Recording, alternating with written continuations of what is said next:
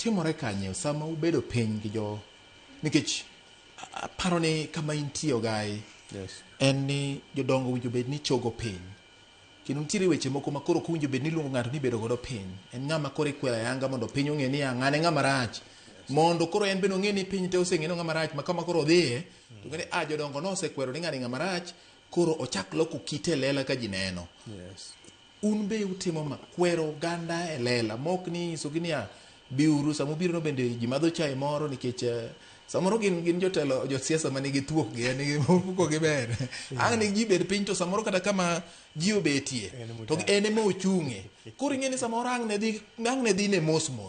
ma ang' owuon ka ang' odok to oneno ka pod onyalo wacho weche moko kata pod ok owacho kaka nowachogi to pod onyalo wachogi nikech ochal ka gima noywau kore ahinya. Ere kaka udwa timo kaka jodongo kata jodongo osetimo ang'o mondo kwer yawa ma samoro kong'i gi kido gi timbe goganda kido gi timbe oganda ma iwinjo ka jadolo wacho ni siasa ok ochakore sani kaka ne itime kuonde mobodhe to inyalo wacho ni jodongo kare nena koro dogo dikore. Mano gima ni kare kabisa mana kaka iwache no ni ikwere to ok inyal kwere moriere nikech samoro meeting ni en mo facilitate but gisani to pogruok nitiere apani kata in gi hikni Luo Council of Elders ni apani higni 2-3 ka michako winje ka koro mako maber higni mamoko go ne nitiere to nikech jakom nyo ing'eni jakom nyo en wich gimoro amora jakom no kanyo okwero gimoro to mano wach jakom ne manyo kowacho ma to magini bedo chik to nyo ene duol mar jodongo. Jakom no patron en manya en patron mar jodongo uwinjo bed ni nitiere mise moko manochiw ma pod jodongo nyalo tiyo godo sani kata bed ni onge gintiere omiya wacho ni pok ochope kech sani to lweny magore ni ing'eni koka wagoye dweche moko kadha to ji goye ka ng'ato mana kane wachako tawacho ni ji manyo wuoche Raila cha ng'ato dwaro ni an wuorni kaka jaduong' kotho to wewe dala to nyo un en gi mon 3 wuoyi mar ot matin cha neno ni en moromo monego bed ni okaw kar jaduong' but jodongo pod ng'iyo yo midwa wach godo ma gimiwacho no biro ma koro wadhi kweda nyathi Luo ma owuok oko mar ketho riwruok mar oganda Luo kweda adhara ka bishops obet to jodongo bet tiluonga joluo to bet piny to wacho ni ng'ane to kaluwore gi ma to koro waneno ka ok gichomo kodwa kuma wachomo to ok wanyal dhi kodgi mbele wadwa ni gin koro gitima gigi lakini oganda wa to dong' koriwore mano biro ma meetings go nitiere kaka itimogi. Gin ang'o gini moneno ka jogi timo ma samoro kaka un be mako dhou kaka jodongo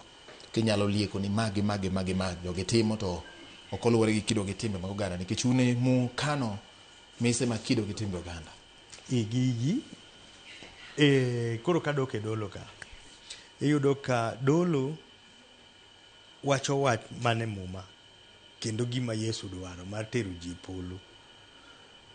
to nyathi Luo wani nyo wadonje kanisa to ok wadonje gadieri wawe gigwa monego watim chike wa gi bero mar miluongo ni oganda Luo kuduru kwa dhwa tenore kanisa to waonge kanisa to gigi hinyowa kako oganda ma nyithindwa matindo sani endi olal to gilal ok ni niechgi sama biro kani arado gi nyathi moro kago picha e dho Kenya Cinema to ng'isa ni en wuod Luo to pe ni wuok kanye to ng'isa ni an wuod Nyanza pe ni Nyanza makanye ni an ang'eya ni Nyanza wuod mama an wuonwa nonyuola Nairobi Mathare sani koro kamera ema go e town ka pok adhi ga dala an ang'e na ja Nyanza winje nyato ng'ama duong' mago picha ma ong'e gimotimo so wan wawe giwa kanisa nobiro to wan wadonje gi wiwa te makoro culture wani waneno ka ok wati kode maber emomiyo neno ka gik moko timore makata in samoro buogi oganda Luo wan wang'eni oganda Luo nigi kitwa gi timbewa moloyo riwruokwa kaka oganda gima duong'ie mogik Jaluo onge ga jaluo ma South Nyanza, onge jaluo ma Siaya, onge jaluo ma kama. Jaluo en jaluo. Waluongore ni wan onagi, jomonagi lekegi. To gino sebedo ka oketowa kaka oganda, but puonjni waweyo kaka jonyuol matindo, waweyo nyithindewa ok wapuonji. Nyithindewa yudo puonj magwa, kiwinjo kaka sani tinde nyathi ibiro dala, nyathini kichopo dala to luongo dayo ni soso, ni sos, to luongo kwaro ni guka, mago dhokure. Mago dong koro wachako sumo dhok ma wayude town to waduoke kor gweng'wa. Dayo ne en madana, ma en kwara. Tinde kwaro no nyithindo kia, ging'e ni mano sos, to maendi guka, dho mwache. So gima wan sani watime man to kaka awuoyo koro kaka ma Nairobi ka, kaka ogai ma Nairobi marito oganda luo. Watemo bedo gi puonj kuonde ma wantiere. Waluongo nyithindo matindo manyiri, waluongo negi mine madongo to bet kodgi piny to puonjogi kaka mama, nyako mosepong' onego bed ni dongo nang'o kuom janyuolne. To koromo higa ma kama, ang'o monego tim kata gi gik ma kik onego gitim.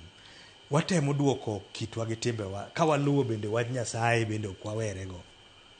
Okay.